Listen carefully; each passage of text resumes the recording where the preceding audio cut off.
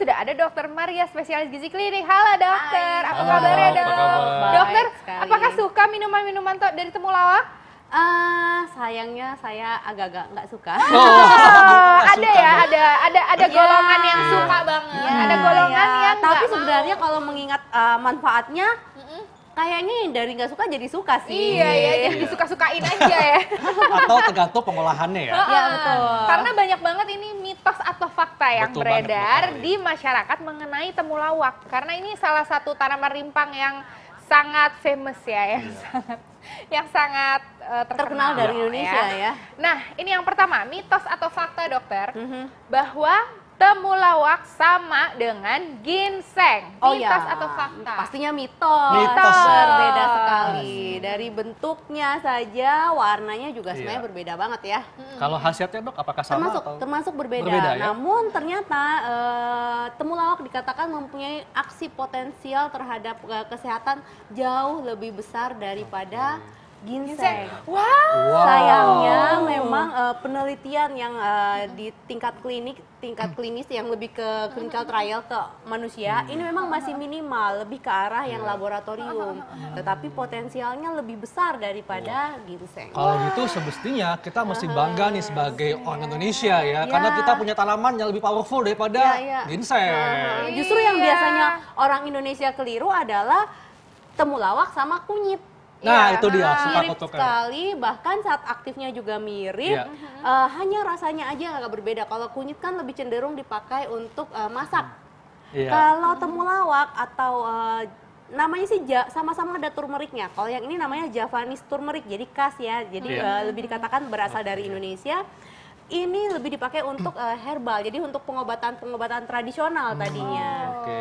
Nah, ini temulawak bisa nggak dok dimanfaatkan seperti ginseng untuk jadi makanan? Kan kayak lumayan, ada ayam Dok. ginseng misalnya kan. Kalau temulawak gimana dok? Apakah ada Biasanya- ayam temulawak gitu misalnya? Sayangnya lebih untuk masak lebih dari aroma, dari rasa itu lebih manis untuk yang kunyit. Jadi orang Indonesia lebih senang Iya sih, menggunakan untuk menggunakan masakan kunyit. masakan adalah kunyit Iya. daripada temulawak. Daripada temulawak, karena yang wanginya luar biasa ya, tapi- emang agak-agak gimana gitu. Wangi ya, Dok, ya? Heeh. Nah, saya Nggak penasaran nih. Nah, Kalau minumannya cobain. gimana ya? Oke, saya coba ya. Ya.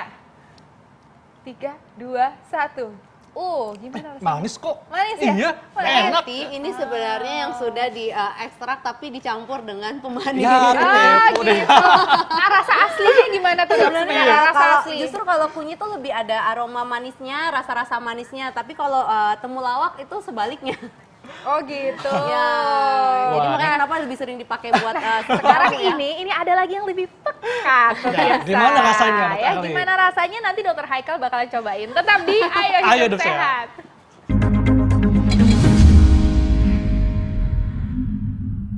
Iya, kita masih bahas temulawak dan tadi Dr. Arlin bilang ada masyarakat nih yang mau bertanya tentang temulawak. Namanya Gita. Langsung saja Mbak Rita tanyakan kepada Dr. Maria.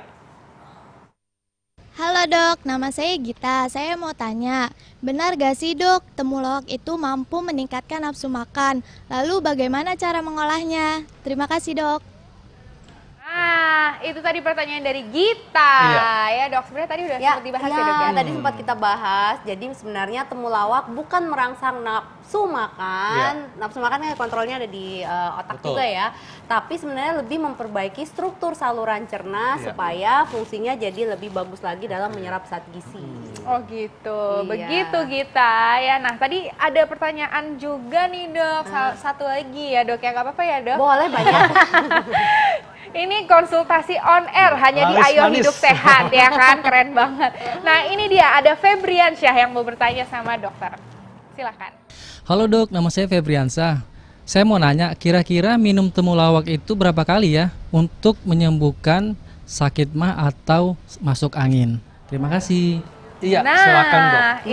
Ini menarik. Ini Tapi menarik tadi lagi menyembuhkan nih, dok ya. Menyembuhkan itu ya. Menyembuhkan. Jadi sebenarnya zat aktifnya kalau di temulawak itu ada dua, ada yang namanya kurkuminoid, Iya. satu lagi santorisol. Santorisol. Iya, santorisol. Bukan risol ya, risoles bukan. Lapar nih kayaknya dokter Haikal ya. Jadi si dalam penelitian sebenarnya si kurkuminoid ini begitu ada sakit mah atau luka di lambung, rupanya ini bisa menyembuhkan. Jadi Ya, sakit mah itu kan mulai dari luka. Kalau luka dosisnya lebih besar, bisa sampai 1 sampai 2 gram. Tapi kalau hanya karena nyeri lambung akibat bakteri Helicobacter, ini cukup sebenarnya 60 mg kecil. Nah, kalau yang memang kendalanya untuk yang seperti Helicobacter gitu, sakit mahnya karena kuman bakteri, mungkin ada baiknya konsumsinya bisa nih yang seperti begini karena dosisnya kan kecil. Maksudnya yang seperti apa? Ya, seperti yang alami. Yang alami langsung ini. Karena kalau mau dapat efek terapi dari khasiat dari temulawak ya mesti minum lagi tuh yang namanya suplemen yang sudah berbentuk ekstrak kapsul.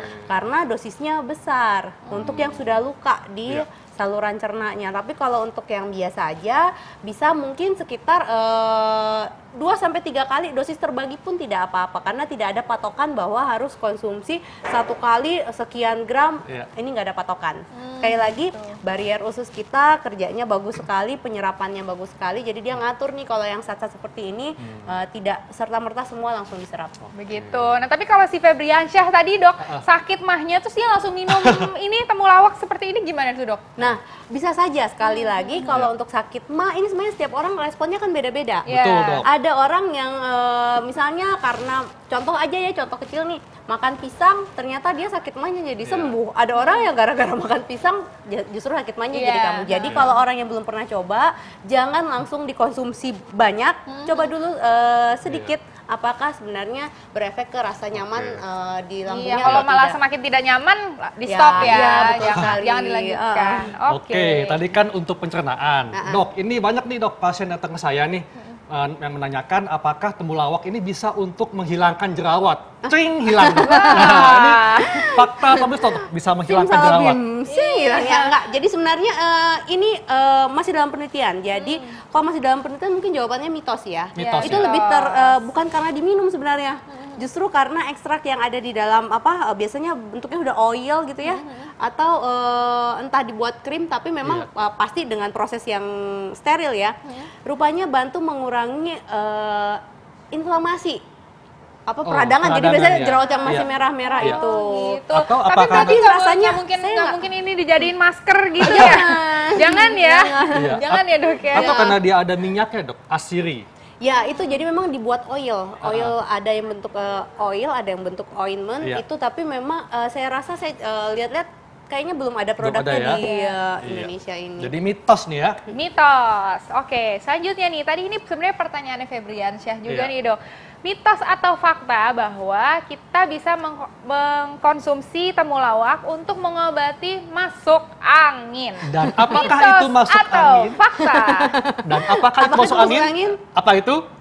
Itu adalah mitos juga ya masuk angin. Karena itu adalah perasaan yang gak enak di badan ya, kayak demam, menggigil ya, kemudian juga mungkin ada mual juga. Ya, itu jadi sebenarnya istilah masuk angin tidak ada dalam dunia kedokteran ya. Hanya itu sebenarnya kayak semacam kumpulan sindrom-sindrom yang dirasakan, intinya tidak enak. Biasanya identik sekali dengan kembung. Betul. Masuk angin. Nah, kalau untuk masalah kembung sendiri sebenarnya temulawak ini mempunyai efek memperbaiki pasase saluran cerna.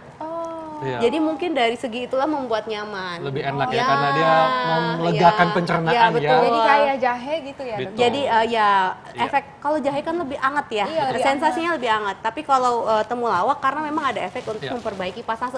Seperti halnya tadi salurannya empedu, jadi dia memperbaiki ya. Oke, dok kalau gitu apa nih dok tips buat masyarakat supaya bisa mendapatkan manfaat dari temulawak ini? Ya, jadi kalau mau mendapatkan manfaat dari temulawak ini sebenarnya zat aktifnya amat sangat bermanfaat sekali buat kesehatan. Sayangnya memang lebih baik kalau kita konsumsinya bentuknya sudah ekstrak. Kenapa? Karena ternyata sudah banyak penelitian, ada dosis terapinya. Tapi untuk sebagai jamu, boleh sesekali dikonsumsi dengan catatan. 1, ibu hamil dan ibu menyusui ini masih dipertanyakan efeknya. Lalu yang kedua tadi yang untuk sudah ada terdeteksi ada batu empedu dan belum bergejala, baiknya tidak mengonsumsi kunyit maupun temulawak. Karena rupanya bisa justru jadi berdampaknya adalah timbul gejala. Seperti itu. Lalu efek-efek lainnya sebenarnya banyak sekali nih. Jadi konsumsi untuk harian, kemudian dikombinasi pastinya dengan tadi kan banyak ya rimpang-rimpang yang lain. makanan yang lain. Iya. Jadi kita bisa dapat bervariasi manfaat-manfaat yang ada dari aneka rimpang ini karena anti kanker, anti mikroba, antioksidan, antiinflamasi, banyak sekali manfaat dari zat aktif di temulawak ini. Dan ini ternyata lebih powerful daripada ginseng, Dok ya? Ya, mempunyai potensi lebih powerful. Wow, kita mesti bangga sebagai bangsa Indonesia ya. Nah, Thank you terima Dr. kasih Maria banyak. atas Terima kasih. tipsnya. Jelas sekali ya.